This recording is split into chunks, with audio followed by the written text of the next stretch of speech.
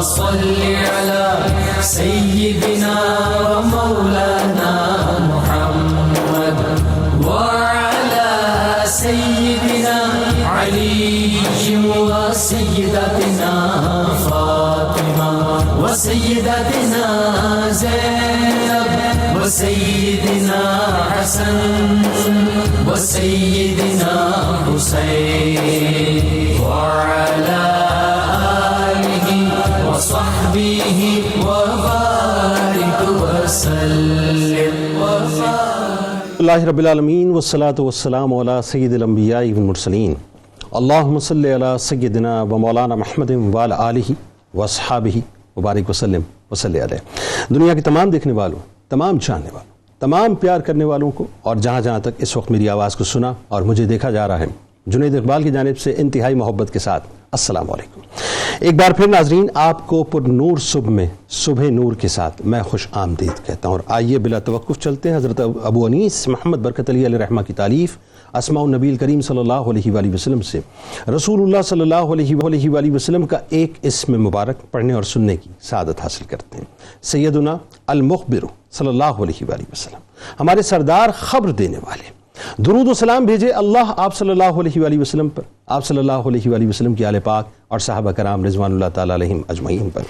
حضرت عبداللہ ابن مسعود رضی اللہ تعالیٰ عنہ بیان کرتے ہیں کہ کسی نے حضور نبی کریم صلی اللہ علیہ وآلہ وسلم کی بارگاہ اقدس میں عرض کیا کہ یا رسول اللہ صلی اللہ علیہ وآلہ وسلم، کون لوگ افضل ہیں؟ آپ صلی اللہ علیہ وآلہ وسلم نے فرمایا کہ میرے زمانے کے لوگ، یعنی میرے صحابہ، پھر ان کے بعد آنے والے لوگ، اور پھر ان کے بعد آنے والے لوگ۔ ناظرین کرام، بس آج ابتدا ایک ایسے ہی صحابی رسول صلی اللہ علیہ وآلہ وسلم سے ہے جن کو سرکار مدینہ صلی اللہ علیہ وآلہ وسلم نے کسریٰ کے کنگن کی بشارت دی تھی۔ ہاں جی، حضرت سراقہ بن مالک رضی اللہ تعالیٰ عنہ، ان کا تذکرہ پاک انشاءاللہ کریں گے پہلے سیگمنٹ میں، اور دوسرے سیگمنٹ میں خطیب پاکستان مجدد ملت حضرت علامہ مولانا شفیع اوکاڑوی علیہ رحمہ کا انشاءاللہ تذکرہ پاک کریں گے۔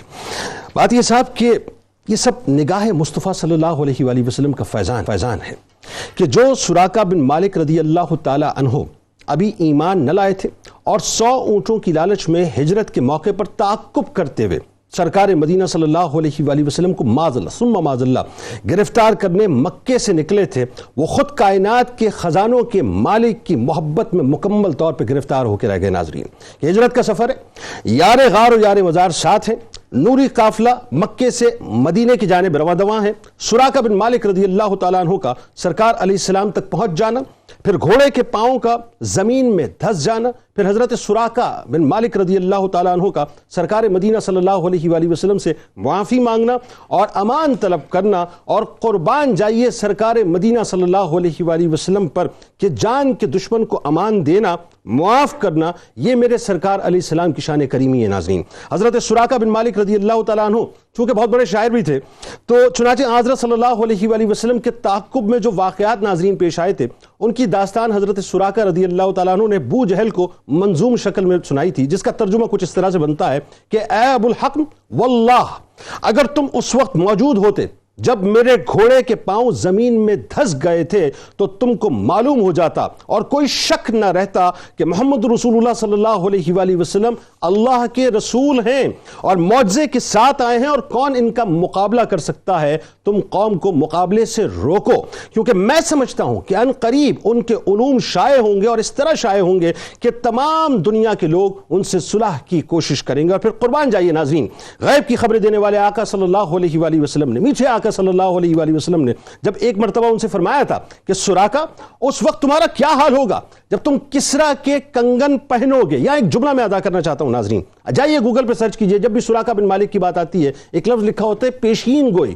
ارے صاحب، پیشین گوئی کیا ہوتی ہے؟ یہ تو کوئی پامس کرتا ہے، نجومی بھی کیا کرتے ہیں کہ پیشین گوئی صحیح بھی ہوتی ہے اور غلط بھی ہوتی ہے۔ میرے سرکار تو بشارت دیتے ہیں صاحب، حق فرماتے ہیں، سچ فرماتے ہیں، کیونکہ وہ کائنات کو مثل ہتھیلی دیکھتے ہیں، وہ غیب کی خبریں دیا کرتے ہیں۔ تو سرکار کے لیے جب بھی جملہ استعمال کریں انتہائی ادب کے ساتھ استعمال کیا کیجئے۔ چنانچہ حضرت سیدنا عمر فاروق رضی اللہ تعالیٰ عنہ کے زمانے میں جب ایران فتح ہوا ناظرین، اور کسریٰ کا خزانہ مسلمانوں کے قبضے میں آیا، اور کسریٰ کے ملبوسات امیر المومنین سیدنا عمر فاروق رضی اللہ تعالیٰ عنہ کے سامنے لائے گئے، تو آپ رضی اللہ تعالیٰ عنہ نے سراقہ کو بلا کر رضی اللہ تعالیٰ عنہ کسریٰ کا تاج ان کے سر پہ رکھا اور اس کے کنگن پہنائے اور جو پٹکا تھا وہ ان کی کمر میں باندھا. یہاں پہ میں آپ کو ایک اور بات بتاتا ہوں. امام بہقی رحمۃ اللہ علیہ فرماتے ہیں کہ وہ جو کنگن تھے، نارملی ہم یہ تصور کرتے ہیں کہ شاید وہ کنگن جو ہیں وہ اتنے سے ہوں گے.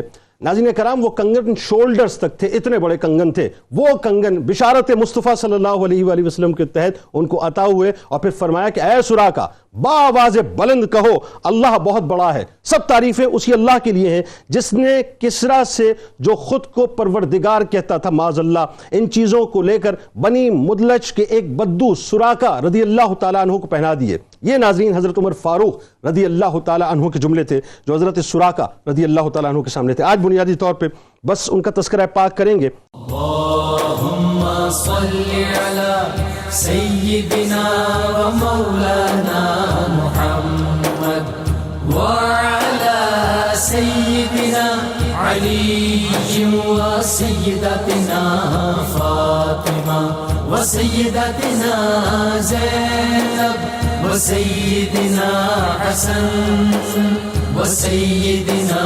حسين وعلى آله وصحبه وبارك وسلم.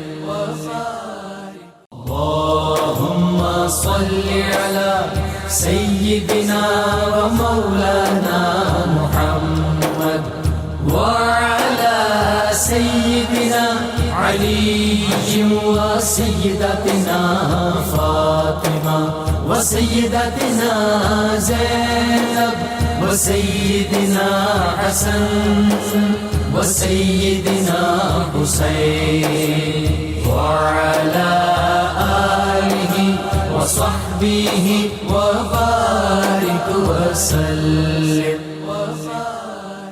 آغاز کرتے ہیں حضرت سراقہ بن مالک رضی اللہ تعالیٰ. بسم اللہ والحمد للہ والصلاة والسلام علی رسول اللہ. سب سے پہلے آپ کے اس ادارے کو داد تحسین اور مبارکباد کہ یہ ہمارے جو اصلی اسٹار ہیں، آہا سبحان اللہ، کیا اچھی بات. اور ہمارے جو رہنما ہیں، واہ، پیاری ہستیاں ہیں، ان کا ذکر کر کے ہمارے ذہنوں میں ایک کیفیت پیدا کرتے ہیں، دل میں اجالا کرتے ہیں اور ایک پیغام بھی جاتا ہے. سبحان اللہ. آپ نے بہت اچھی گفتگو کر لی، اس کو اب پھیلا ہی سکتے ہیں. مجموعی طور پر آپ نے سب بیان کر دیا. ان کی کنیت اب آپ نے جو آخر میں جو لفظ کا میں اس سے ابتدا کر رہا ہوں.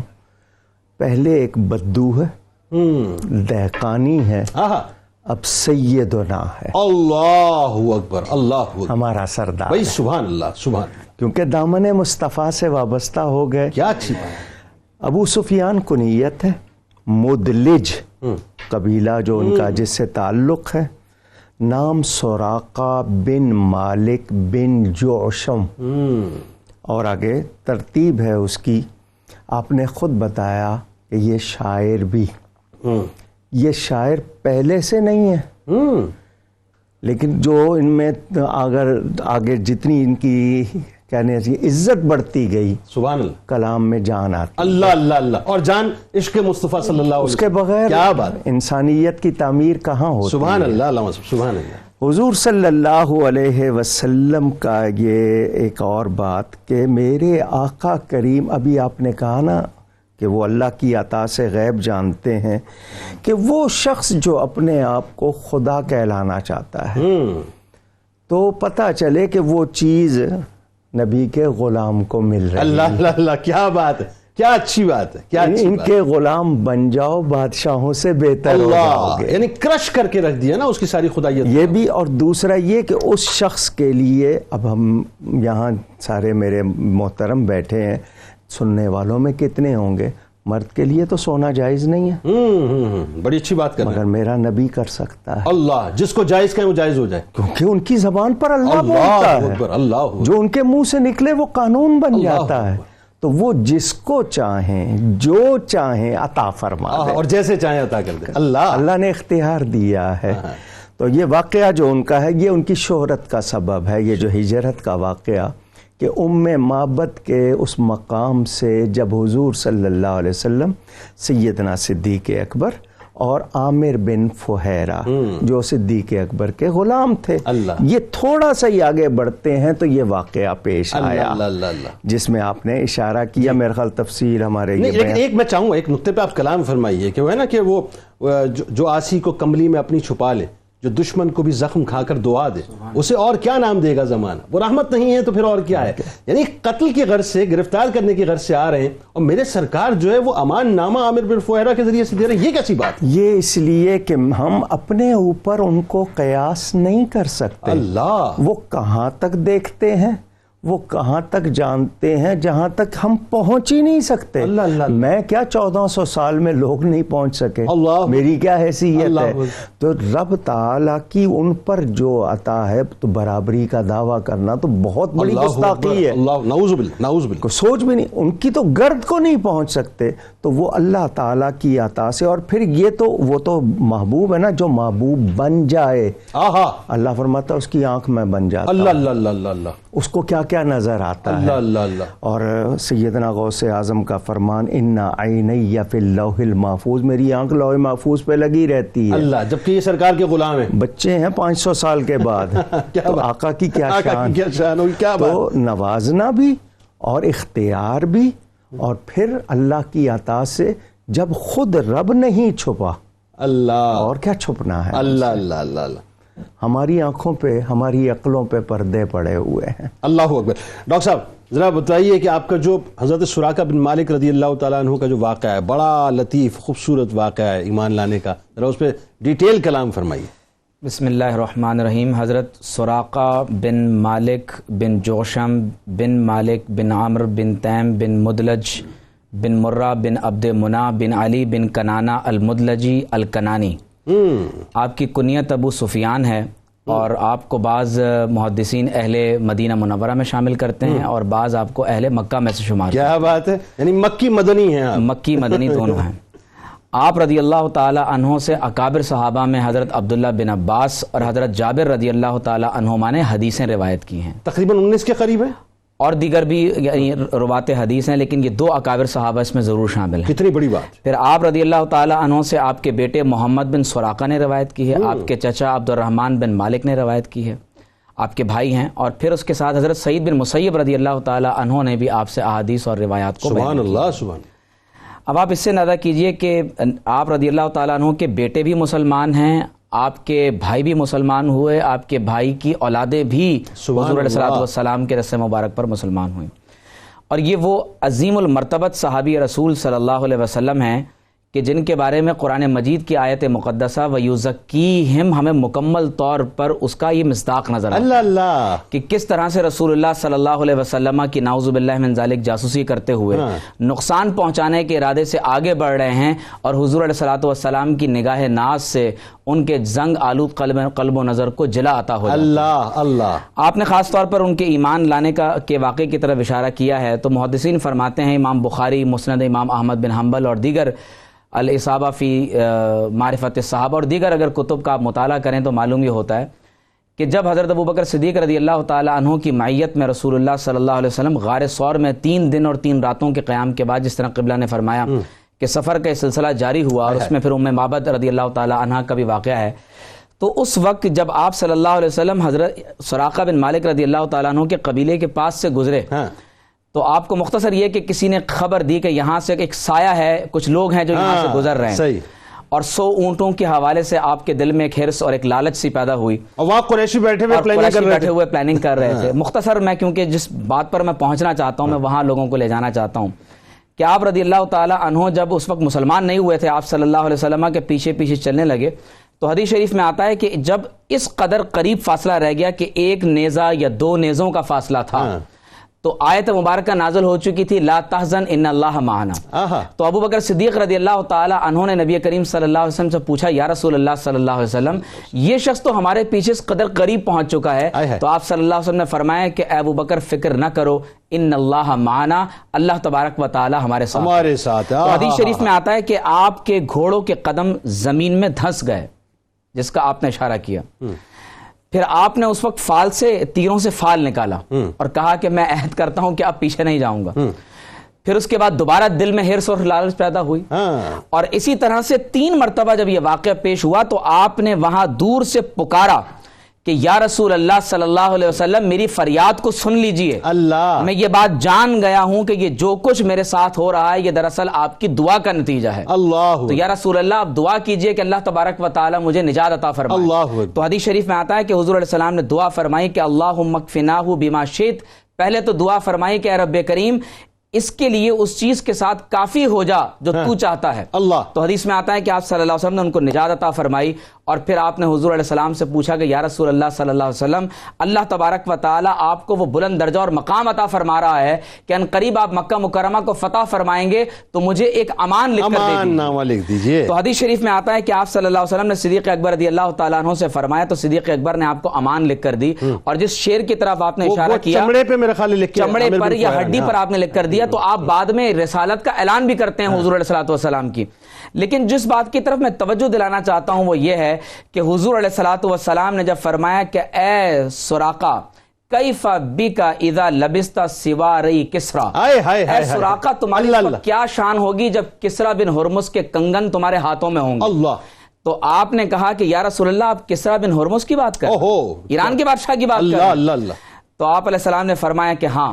تو آپ نے عرض کی یا رسول اللہ اگر آپ نے مجھ سے وعدہ کر لیا ہے تو لکھ کر دے دیجئے. اللہ. اچھا لکھوایا. ایک طرف تو حضور علیہ السلام نے امان عطا فرمائی اچھا کہ ان کو امان عطا ہوگی, دوسری طرف حضور سے لکھوایا تو آپ صلی اللہ علیہ وسلم نے فرمایا من محمد عبد اللہ الى سراقۃ ابن مالک یعیدک محمد صلی اللہ علیہ وسلم سواری کسرا والسلام. حضور نے لکھ کر دے دیا کہ محمد بن عبداللہ کا تم سے وعدہ ہے کہ اللہ تعالیٰ تمہیں کسرا کے کنگن عطا فرمائے. سر یہاں روکیں بات کو, یہ تو بڑی لطیف بات ہے. مجھے بتائیے دنیا میں کوئی نکال کے دکھائے معاذ اللہ, مطلب خاکوں تک نہیں پہنچ سکتے سرکار علیہ السلام کی قدم شریف. اور جنید بھائی کمال کی بات یہ ہے کہ اس وقت سراقہ بن مالک کو معلوم ہے کہ یہ صادق اور امین ہے. اللہ. اس نے کہا یا رسول اللہ اس وعدے کو لکھ کر دے دیجیے. تو حدیث شریف میں آتا ہے کہ سراقہ بن مالک نے اس تحریر کو اپنے پاس چھپا کر رکھا, یہاں تک کہ جب کسرا فتح کا علاقہ فتح ہوا اور وہ کنگن اور تاج حضرت فاروق اعظم کی خدمت میں حاضر کیے گئے تو آپ نے فرمایا کہ اے لوگوں, ممبر پر کھڑے ہو گئے, فرمایا اے لوگوں میں تم سے خطاب کرنا چاہتا ہوں لیکن پہلے سراقہ بن مالک کو بلوا لیا جائے. اللہ. سراقہ بن مالک کو بلوایا گیا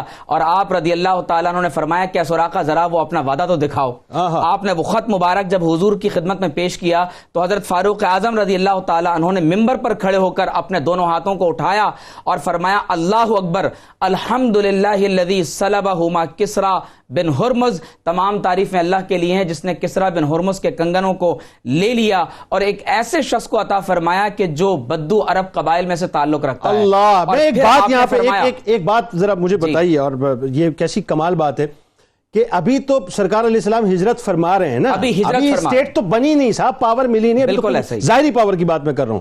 تو آپ نے جو دنیا کی جو سپریم پاور بظاہر تھی پرشین امپائر, اس کو جو ہے آپ نے تہس نہس اسی وقت کر دیا تھا. دیکھیے یہی واقعہ تو غزوہ خندق کے موقع پر پیش آیا کہ آقا علیہ السلام ایک طرف تو خندق کھود رہے ہیں اور دوسری طرف فرما رہے ہیں کہ جو اس سے چٹان سے جو چنگاریاں نکل رہی ہیں میں قیصر اور کسریٰ کو فتح ہوا ہوتا دیکھ رہا ہوں. تو حدیث میں آتا ہے کہ فاروق اعظم نے اس وقت خطبے میں فرمایا صدقہ صاحب ھذا المقام, اے سراقہ تم نے دیکھا کہ محمد الرسول اللہ صلی اللہ علیہ وسلم نے سچ فرمایا. اے سراقہ کھڑے ہو جاؤ, یہ کنگن ہے, یہ تاج ہے, اس کو پہن لو اور حضور علیہ الصلوۃ والسلام کے اس وعدے کو پورا کرو. یہ صرف حضور علیہ الصلوۃ والسلام کی غیب کی خبر نہیں ہے, یہ حضور علیہ الصلوۃ والسلام نے وعدہ فرمایا ہے, اس وعدے کو اللہ تبارک و تعالی نے پورا فرمایا. اور حدیث میں آتا ہے کہ جب حنین اور طائف کی فتح مکمل ہوئی تو حضرت سراقہ بن مالک حضور علیہ السلام کی خدمت میں پیش ہوئے, اور آقا علیہ السلام کی بارگاہ میں جب آپ کو پیش کیا گیا تو آپ فرماتے ہیں اللہ کی قسم گویا کہ آج بھی میں حضور علیہ السلام کی مبارک پنڈلیوں کی سفیدی کو ملاحظہ کر رہا ہوں. اور آقا علیہ السلام کے موقع پہ جیرانہ کے مقام پہ ملاقات, اور جب آقا علیہ السلام کی خدمت میں وہ خط پیش کیا تو حضور علیہ السلام نے فرمایا ھذا یوم وفا و بر, حضور نے فرمایا آج وعدے کو پورا کرنے کا. اللہ اکبر. اچھا آپ صلی اللہ علیہ وسلم نے اس امان کو پورا فرما دیا. دیکھ یعنی اس کا مطلب یہ ہوا یہ ہجرت سے لے کر اس وعدے کو پورا کرنے تک کا جو حضرت سراقہ بن مالک رضی اللہ تعالیٰ عنہ کا سفر ہے وہ یہاں جو ہے دیکھیے، اس سے یہ حضور کی یہ وعدہ بھی ہے کہ سراقہ بن مالک اس وقت تک انتقال نہیں کریں گے جب تک فارس فتح نہیں ہو. بھائی سبحان اللہ. اور 24 ہجری میں میرے خیال ہے آپ نے پردہ فرمایا نا, حضرت عثمان غنی رضی اللہ تعالیٰ عنہ کے دور میں آپ رضی اللہ تعالیٰ اور اس میں کچھ جنگوں میں بھی آپ نے ساتھ ساتھ جنگوں میں بھی رہے. اور بڑی اہم حدیث مبارکہ آپ سے مروی ہے کہ آپ رضی اللہ تعالیٰ عنہ روایت فرماتے ہیں کہ حضور علیہ السلام نے فرمایا کہ جو شخص اپنے گھر والوں کا دفاع کرتا رہے گا جب تک گناہ کے معاملے میں دفاع نہ کرے, اللہ تبارک و تعالیٰ کی جناب سے وہ سب سے بہترین انسان شمار کیا جاتا ہے. اور جب حضور علیہ السلام نے عمرہ ادا کیا تو آپ نے عرض کی یا رسول اللہ صلی اللہ علیہ وسلم, یہ جو حج کے ساتھ آپ نے عمرہ ادا کیا ہے کیا یہ صرف آپ کے ساتھ خاص ہے یا قیامت تک ہم بھی حج کے ساتھ عمرہ کر سکتے ہیں؟ ہماری تربیت ایسے فرمائے جیسے آپ نئی قوم کی فرماتے ہیں. تو حضور علیہ السلام نے فرمایا کہ ہاں یہ جو عمرہ ہے یہ قیامت کے دن تک کے لیے ہے. اور اس سے ایک بات یہ بھی جنید بھائی معلوم ہوئی کہ جو لوگ یہ اعتراض کرتے ہیں کہ قرآن اور حضور علیہ السلام کے عہد مبارک میں حدیث کو نہیں لکھا گیا, میں اس بات کا جواب دے دوں کہ قرآن کے ما سوا بھی حضور کے دور میں بہت کچھ لکھا گیا ہے. اس میں وہ سارے معاہدے, وہ سارے مکاتیب شامل ہیں. اور اس میں سراقہ بن مالک کی یہ تحریر جو حضور نے عطا فرمائی گویا کہ یہ حدیث ہے. یہ میں آپ کو بتاؤں قطع کلام کی معذرت تو صحیفۃ الصادقہ, جی صحیفۃ الصادقہ ہے. ڈاکٹر حمید اللہ نے الوثائق السیاسیہ کے نام سے وہ تمام ڈاکومنٹ جمع کیے. تو لہٰذا یہ ان لوگوں کو جواب ہے جو کہتے ہیں کہ حدیث حضور کے دور میں نہیں لکھی گئی. تو ما سوائے قرآن, سراقہ بن مالک اور دیگر مکاتیب اور معاہدوں کی صورت میں حضور علیہ السلام نے حدیث کو قول, فعل, تقریر اور تحریر کے ساتھ آپ اس کو لکھ لیں تو حضور نے حدیث کو خود لکھا. سبحان اللہ. اللهم صل على سيدنا ومولانا محمد وعلى سيدنا علي وسيدتنا فاطمة وسيدتنا زينب وسيدنا حسن وسيدنا حسين وعلى آله وصحبه وبارك وسلم. اللهم صل على سيدنا ومولانا محمد وعلى سيدنا علي وسيدتنا فاطمة وسيدتنا زينب وسيدنا حسن وسيدنا حسين وعلى آله وصحبه وبارك وسلم. ناظرین اکرام, اب آئیے ہم اور آپ مل کے چلتے ہیں ایک ایسی شخصیت کی بارگاہ میں, ایک ہستی کی بارگاہ میں ناظرین, جو مجدد ملت بھی ہیں, جو سچے عاشق رسول صلی اللہ علیہ وآلہ وسلم ہیں, جو محافظ ختم نبوت بھی ہیں, جو تحریک پاکستان کے عظیم کارکن بھی ہیں, جو خطیب اعظم پاکستان بھی ہیں ناظرین, جنہیں دنیا حضرت علامہ مولانا محمد شفیع اوکاڑوی علیہ رحمہ کے نام سے جانتی ہے. ایک ایسی ہستی ناظرین جن کے بارے میں ایک جملہ ابتدا میں کہنا چاہتا ہوں. یہ وہ شخصیات ہوتی ہیں جو ایکچولی سلیکٹیو ہوتی ہیں, اور سلیکٹ ان کو ناظرین کوئی اور نہیں کرتا. میرا وجدان اور میرا عشق یہ کہتا ہے کہ اللہ اور اس کے رسول صلی اللہ علیہ وآلہ وسلم کی بارگاہ سے منتخب کیے جاتے ہیں, اور منتخب جگہوں پر منتخب کاموں کے لیے بھیجے جاتے ہیں, اور منتخب اوقات میں بھیجے جاتے ہیں. ایک ایسی ہستی ناظرین کہ جنہوں نے کئی اسفار کیے, کئی کتابیں لکھی. کہا یہ جاتا ہے تقریباً جو ہمیں معلوم ہوا کہ 25 کے قریب آپ کی تصانیف جو ہیں وہ اس وقت تک چھپ چکی ہیں. مسلسل 40 برس تک ہر شب حضرت مولانا علیہ رحمہ مذہبی تقاریر فرماتے رہے. یعنی 40 برس تک مسلسل جو ہے پاکستان کی فضائیں آپ کے خطبات سے مہکتی رہی ہیں. مولانا کی ناظرین علمی استعداد, حسن بیان, خوش الہانی اور شان خطابت نہایت منفرد اور ہر دل عزیز تھی, اور ہر دل عزیز آج بھی ہے. یعنی عالم یہ, مجھے یاد پڑتا ہے ناظرین کہ جب محرم کا زمانہ آتا تھا تو حضرت مولانا علیہ رحمہ کے خطبات ایسے ہوتے تھے, خاص طور پہ کربلا کے حوالے سے, کہ ہم بہت چھوٹے چھوٹے ہوتے تھے لیکن ہم جب تک ان خطبات کو سن نہیں لیتے تھے ہمیں چین نہیں آتا تھا. اور میں آپ کو بتاؤں ناظرین, جب بھی شمائل مبارکہ کی بات آتی ہے, سرکار مدینہ صلی اللہ علیہ وآلہ وسلم کے شمائل کے لیے میں صرف اور صرف ذکر جمیل ہی اٹھا کے دیکھتا ہوں کہ ایسا لگتا ہے کہ سب کچھ کھل کے جو ہے روشن ہو کے سامنے آ جاتا ہے. تو آپ کی تقاریر ایسی ناظرین کہ ہزاروں لاکھوں کا اجتماع آپ کی تقاریر میں ہوتا. ماہ محرم کی شب عاشورہ میں ملک کا سب سے بڑا مذہبی اجتماع مولانا کے خطاب کی مجلس کا ہوا کرتا. پاکستان پاکستان کا کوئی علاقہ ناظرین شاید ہو جہاں حضرت مولانا نے اپنے خطابت سے لوگوں کے قلوب کو منور نہ کیا ہو. یعنی یہ تو ناظرین ان کی زندگی کا ایک پہلو ہے، لیکن میں آپ کو بتاؤں یہ جو عاشق ہوتا ہے نا، اس کی زندگی کے کئی خوبصورت سے اور کئی حسین سے خوشبودار پہلو ہوتے ہیں. ایک پہلو کی جانب میں آج اشارہ کرنا چاہتا ہوں جو میرے دل کے بڑے قریب ہے. آپ کو یاد ہے ناظرین، پاکستان میں 52 اور 53 یعنی 1952 اور 53 میں تحریک ختم نبوت کا باقاعدہ آغاز ہوا، اور اس تحریک نے جو ہے بنیادی طور پر ہمارے قلوب کو جو ہے وہ متحرک کیا اس بات پر کہ ہمیں بھی کھڑے ہو کر ہراول دستے کا کردار ادا کرنا چاہیے. ختم نبوت میں محض ناظرین سید عالم صلی اللہ علیہ وآلہ وسلم کی عزت اور ناموس کے لیے پوری قوم کھڑی ہوئی تھی، اور مقصد یہ تھا کہ اس ناموس کی محافظت کے حوالے سے کام کیا جائے. حضرت مولانا علیہ رحمہ ضلع مونٹگومری ساہیوال اور پنجاب کی سرگردہ شخصیات میں تھے، لہذا حکومت نے آپ کو قید کر دیا چونکہ آپ بہت متحرک کردار ادا کر رہے تھے، اور 10 ماہ تک آپ کو مونٹگومری کی جیل کے اندر قید و بند کی صحبتوں کو برداشت کرنا پڑا. اسیری کی ان ایام میں ناظرین حضرت مولانا کے 2 فرزند تنویر احمد اور منیر احمد، جن کی عمر بالترتیب 3 سال اور 1 سال تھی، انتقال فرما گئے. یہ دونوں مولانا کے پہلے فرزند تھے. ان کی وفات کے سبب گھریلو پریشانیاں بے انتہا بڑھ گئیں. یعنی آپ اندازہ کیجئے کہ ایک طرف قید و بند کی صحبتیں ہیں اور دوسری طرف 2 فرزند اس جہان فانی سے کوچ کر گئے. عالم کیا ہوگا مصیبتوں کا ناظرین. کچھ با اثر شخصیات نے ڈپٹی کمشنر ساہیوال سے مل کر سفارش کی، اور ڈپٹی کمشنر نے جب جیل کا دورہ کیا تو گرفتار شدگان سے ملاقات کی، اور مولانا اوکاڑوی علیہ رحمہ کو بالخصوص الگ بلا کر یہ کہا کہ بچوں کی وفات کی وجہ سے چونکہ حالات ٹھیک نہیں ہیں، گھر کے مسائل ہیں، میرے پاس آپ کے لیے بہت ساری سفارشات آئی ہیں، آپ معافی نامہ لکھ کے دے دیجئے، بہت ہی خاموشی سے اس کو دستخط کر کے دے دیں، یہ معاملہ میرے آپ کے درمیان پوشیدہ رہے گا اور آپ کو رہا آج ہی کر دیا جائے گا. اب جواب کیا دیا ناظرین عاشق صادق نے؟ جواب یہ دیا کہ میں نے عزت و ناموس مصطفیٰ صلی اللہ علیہ وآلہ وسلم کے لیے کام کیا ہے، اور میرا عقیدہ ہے کہ حضور نبی کریم صلی اللہ علیہ وآلہ وسلم آخری نبی ہیں، لہذا معافی مانگنے کا سوال ہی پیدا نہیں ہوتا. بچے اللہ کو پیارے ہو گئے، میری جان بھی چلی جائے تب بھی میں اپنے عقیدے پر قائم رہوں گا، معافی کسی صورت نہیں مانگوں گا. یعنی وہ دوسرے لفظوں میں یہ بتا رہے تھے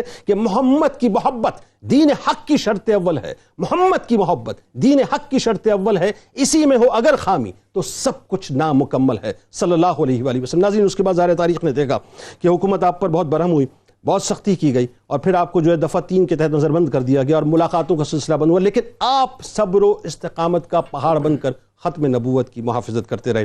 آج ہم ان کا تذکرہ پاک کریں گے. آغاز کرتے ہیں آپ کے والد گرامی علیہ رحمہ کے تذکرہ پاک سے. ذرا وہ جو آپ کی ولادت سے پہلے جو بشارت ہے اس کے بارے میں بتائیے، آپ کی تعلیم و تربیت کے بارے میں بتائیے. والد صاحب قبلہ رحمت اللہ تعالی علیہ کھیم کرن وہاں پیدا ہوئے. شیر ربانی حضرت میاں شیر محمد صاحب شرق پوری رحمت اللہ علیہ سلسلہ عالیہ نقشبندیہ کے مشہور بزرگ ہیں. لاہور سے 20 میل کے فاصلے پر آج بھی آپ کا آستانہ ہے. میرے دادا جان اس وقت کھیم کرن سے ان کے پاس آئے تھے، ابھی دادا جان کی شادی نہیں ہوئی تھی. تو حضرت میاں صاحب، واقعات چونکہ ٹائم مختصر ہے، تو دادا جان کو دیکھتے ہی حضرت میاں صاحب نے فرمایا نور کی نہریں چلیں گی. اللہ اللہ وہ چلی ماشاء اللہ. تو دادا جان کا نام تھا کرم الہی، تو دوسرا جملہ یہ کہ کرم الہی کی نہریں بہیں گی. اللہ اللہ اللہ اللہ. دادا جان نہیں سمجھے ان جملوں کا مطلب. اللہ اکبر. تو وہاں واپس جب کھیم کرن گئے تو وہاں ایک بزرگ تھے حافظ قرآن، ان کا نام بھی حافظ کرم الہی تھا. ان کو جا کے کہا تو ان کا اس سے مراد ہے کہ اللہ ایسی اولاد دے گا جس سے نبی کا عشق اور دین پھیلے گا. سبحان اللہ. پھر خواب بھی دیکھے کہ آسمان سے چاند اتر کر گود میں آیا. اللہ. تو جب والد صاحب کو دیکھا اس کے بعد تو پھر ان کو اس کا منظر نظر آیا کہ یہ نور کی نہریں چلیں. اللہ والے کتنا دیکھتے. اللہ کیا بات ہے، کیا بات ہے. سوراقہ کی بات ہو رہی تھی. اللہ اللہ اللہ. سبحان اللہ. تو والد صاحب قبلہ 2 رمضان کو دادا جان گئے ہیں عصر کی اذان سن کر مسجد میں نماز پڑھنے، اتنے میں ولادت ہوئی ہے ماہ رمضان میں. سبحان اللہ. نماز ختم ہوتے ہی کسی نے آ کر دروازے پہ کہا کہ کرم الہی کے گھر بیٹا پیدا ہوا ہے. اللہ.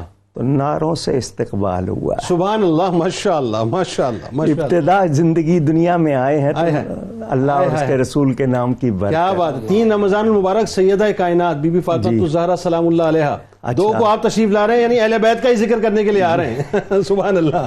اب اس میں دوسری بات یہ کہ میری معلومات، میں دعویٰ نہیں کر رہا ہوں، پہلی آواز جو ان کے کان میں گئی ہے والد صاحب کے کان میں، اور آخری آواز جو والد صاحب کی ہمارے کانوں میں گئی ہے جی، وہ درود و سلام۔ سبحان اللہ، ماشاء اللہ۔ اذان سے پہلے انہوں نے درود پڑھا تھا تو پہلی آواز درود کی، اور جو ان کی آخری آواز نکلی وہ بھی درود، تو درود سے ابتدا، درود پہ ہی انتہا، اللہ، عشق سے ابتدا، عشق پہ ہی انتہا، سبحان اللہ، تو سبحان اللہ تعالیٰ نے، حالانکہ ہم لوگ تاجر برادری یمنی شیوخ کی اولاد ہیں، حضرت ابوبکر صدیق کے ذریعے مشرف با اسلام ہوئے تھے، سبحان اللہ، سبحان تو وہیں کھیم کرن میں ابتدا میں قرآن کریم کی تعلیم لے، اللہ نے آواز بڑی پیاری دی تھی، اللہ، میں وہی تو کہہ رہا ہوں، تو بچپن سے سنتے آئے نا تو وہ نعت شریف کا شوق، آہا، تو چھوٹی عمر سے نعت شریف پڑھنے لگ گئے، اس کی وجہ سے جو سنتا وہ بڑا متاثر ہوتا۔ اللہ، اس نعت خوانی میں اور آج کی نعت خوانی میں آپ کو وہاں تو آمنہ بی بی کے گھر لوری انہی کی لکھی ہوئی ہے جو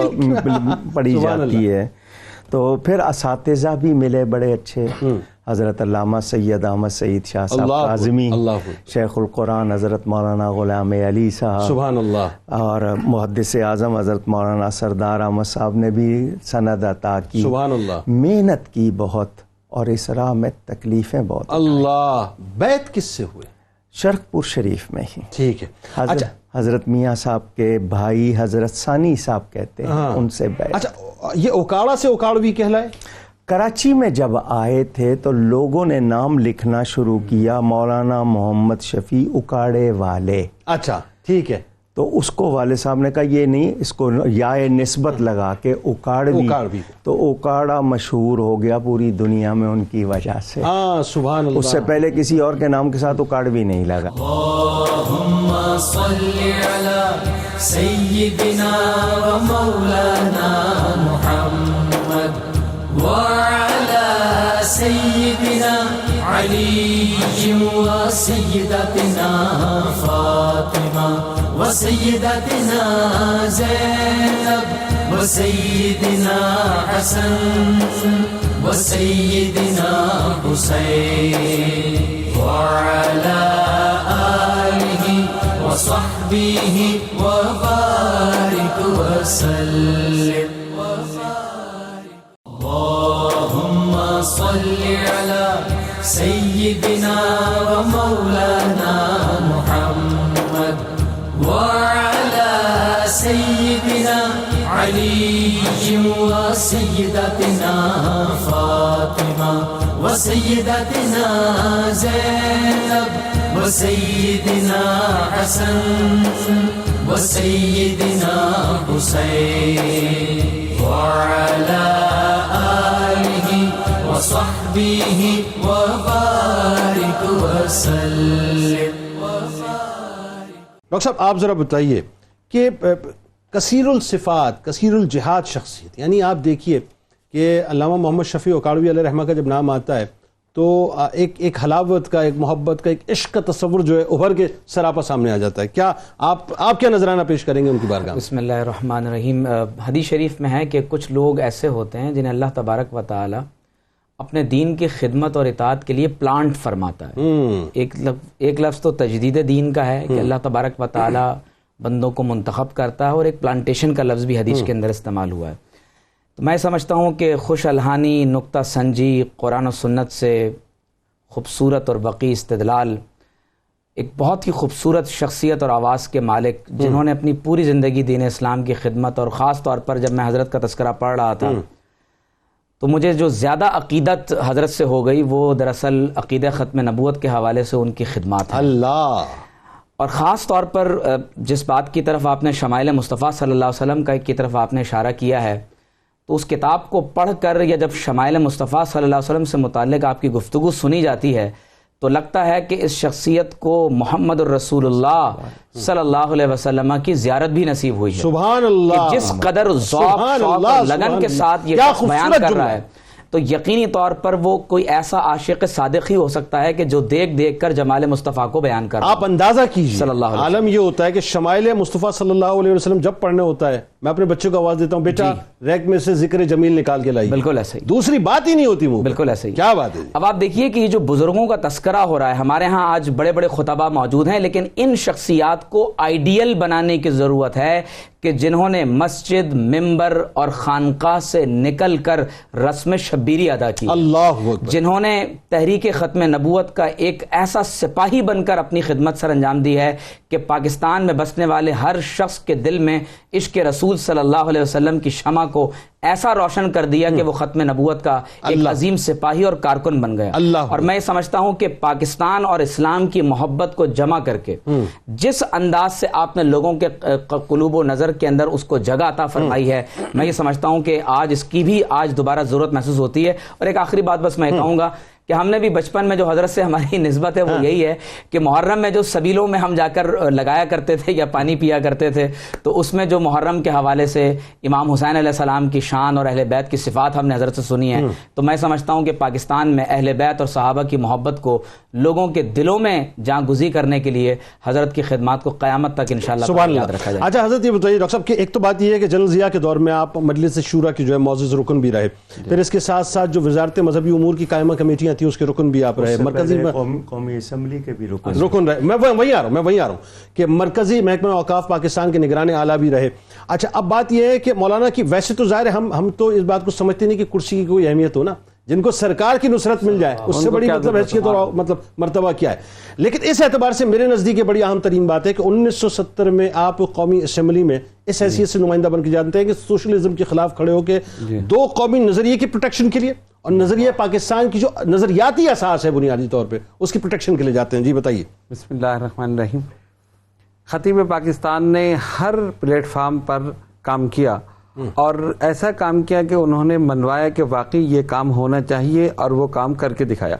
اسمبلی میں, قائمہ کمیٹی میں اور شریعت کورٹ میں جہاں جہاں بھی وہ گئے انہوں نے مسئلہ کے حق اہل سنت و جماعت اور اس کے لیے مطلب کام کیا اور یہ بتا دیا کہ واقعی اس کے لیے اصل دین و ملت کے لیے کام کیا. میں سمجھتا ہوں کہ آفاقی شخصیت ہے. جی آفاقی شخصیت ہے. اچھا ان کی ایک خصوصیت یہ تھی کہ وہ 3 طبقات میں بہت زیادہ مقبول تھے, اکابر میں, اساغر میں اور معاصرین میں.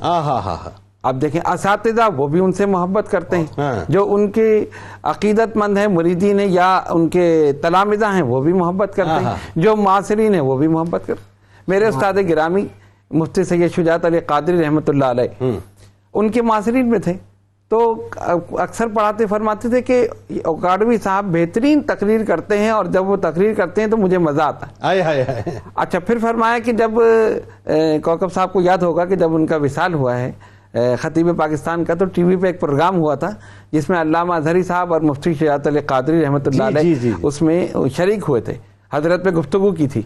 تو مفتی شجاعت علی قادری رحمۃ اللہ علیہ نے فرمایا کہ حضرت کا مطالعہ اتنا تھا کہ جب میں ان کی لائبریری میں گیا جو کتاب میں نے اٹھائی اس پر نشان لگا ہوا تھا, جو اس بات کی دلیل تھی کہ یہ ساری کتابیں ان کے مطالعے میں رہتی تھی. اچھا جہاں بھی جاتے تھے مطلب جس موضوع پہ خطاب کرنا ہے تو اس کے لیے تیاری کرنی ہے, اور رات کو پوری رات جاگ کر مطالعے میں گزارتے تھے اور اس کے بعد خطاب فرماتے تھے قرآن سے, حدیث سے استدلال. اس کے بعد متقدمین کے اشعار اپنی سریلی آواز میں جب وہ پڑھتے تھے تو ایک مجمع پر ایک کیف طاری ہو جاتا. اچھا کتاب الشفا کی جانب چلتے ہیں جناب, اور دین کی طرف راغب ہونے کا عمل آپ کے سامنے پیش کرتے ہیں. جو شخص دین سے غافل ہو کر دنیاوی کاموں میں مشغول ہو جائے تو سورہ بقرہ کی آیت نمبر 5 141 بار پڑھ کر پانی پر دم کر کے اسے پلائیں, انشاءاللہ دین کی طرف رغبت ہو جائے گی. حضرت عمر فاروق رضی اللہ تعالیٰ عنہ کا قول مبارک کہ بڑھاپے سے پہلے جوانی, بڑا حسین قول مبارک ہے ناظرین, بہت توجہ سے سنیے. فرماتے ہیں کہ بڑھاپے سے پہلے جوانی اور موت سے پہلے زندگی کو غنیمت جانو اور ہر لمحہ اللہ تعالیٰ کا شکر ادا کرتے رہو. اللہم صلی علی سیدنا و مولانا محمد وعلی سیدنا علی و سیدتنا فاطمہ و سیدتنا زینب وسيدنا حسن وسيدنا حسين وعلى آله وصحبه وبارك وسلم.